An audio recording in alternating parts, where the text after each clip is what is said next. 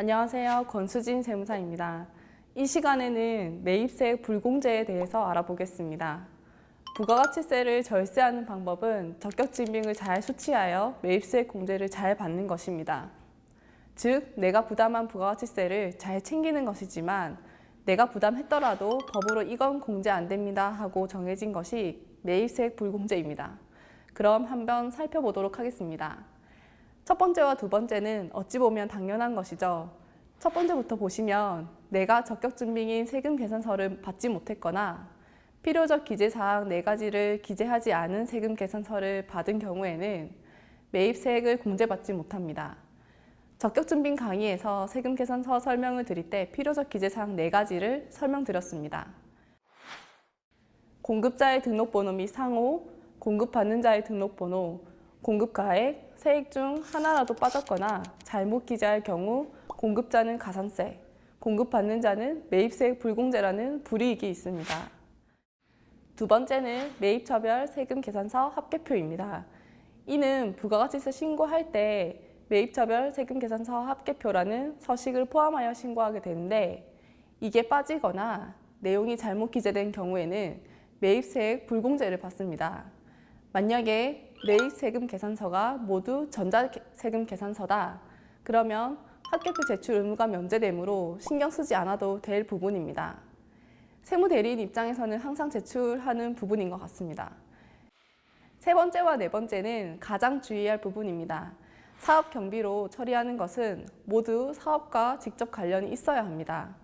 예시와 같이 사업주가 가정에서 사용하기 위하여 구입한 물품은 사업과 관련이 없기 때문에 매입세액 공제뿐만 아니라 비용 처리도 안 되는 것입니다.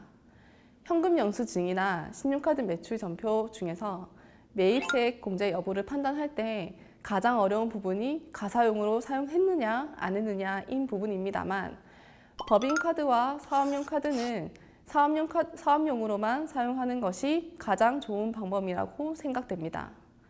다음으로 비영업용 소형 승용차의 구입, 임차 및 유지 비용에 관련된 매입세액입니다. 비영업용 소형 승용차란 업무용으로 사용되는 대부분의 승용차가 포함된다고 보시면 됩니다. 세단 종류는 거의 포함되고요. 제외되는 차량으로는 모닝과 같은 경차와 8인승 이상의 카니발, 화물차인 트럭, 건설 중장비는 제외되어 관련 비용 매입세액 공제 가능합니다. 일단 영업용이라는 것은 내가 이 차량을 가지고 장사를 하는 것이기 때문에 운수업이나 운전학원 등이 포함되겠고요. 소형 승용차라 하면 8인승 이하의 일반적인 승용차이나 1000cc 이하의 경차는 제외됩니다. 이런 차량의 구입 비용 및 렌트에 관한 부가가치세 매입세액이 불공제될 뿐만 아니라 차량에 들어가는 수리비, 주유비 등 모든 관련 비용이 불공제되므로 주의해야 합니다. 다음은 접대비 지출 관련 매입세액입니다. 앞에 사업과 관련 없는 지출, 비영업용 소형 승용차와 관련 지출과 더불어 대표적인 매입세액 불공제 항목입니다. 접대비를 지출하고 적격증빙을 수령해도 접대비에 포함된 부가가치세만큼은 공제해주지 않고 소득세나 법인세 계산 시에 일정 수준까지만 사용 가능하다는 접대비 한도에 포함시키겠다는 것입니다. 토지 구입은 면세고 면세 관련 매입세액은 불공제입니다. 면세니까 살 때도 부가가치세 부담은 없었겠죠. 토지 관련 매입세액에서 주의할 점은 토지의 가치를 증가시키기 위해 하는 계량비 등도 부가가치세 불공제됩니다.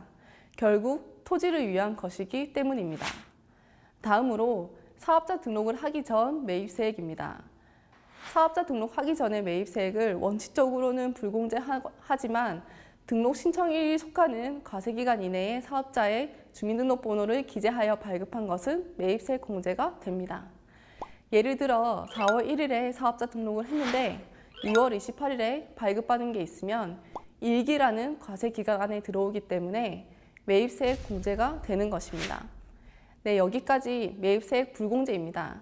부가가치세 신고는 세무대리인이 많이 대행을 하지만 왜 공제가 되는지 안 되는지 납세자분들도 많이 궁금해하시고 알아야 대응할 수 있다고 생각합니다. 이번 강의가 많은 도움이 되셨길 바랍니다. 지금까지 권수진 세무사였습니다. 감사합니다.